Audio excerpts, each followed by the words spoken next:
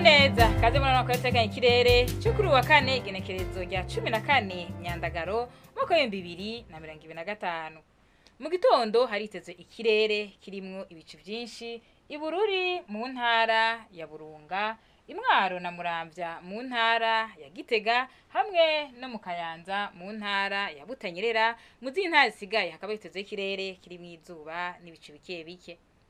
Ahazoba hakanye gusumba handi ni Imwaro mu ntara ya Gitega hamwe no mu Kayanza na Ngozi mu ntara ya Butanyerera.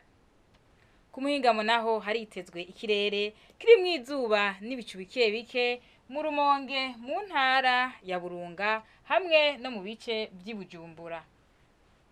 Mu zintara zisigaye hakaba hitezwe ikirere kirimwo ibicu byinshi. Ahazoba hashushe gusumba handi naho ni mu ntara ya Bujumbura mu karere ka Cibitoke aho ipimo Celsius 33. Mu gitondo hitezwe yuko izuba rizoseruka igice isaha 12 zirenga iminota 7 rirenge igice isaha 12 zirenga iminota 7 nyene z'umugoroba.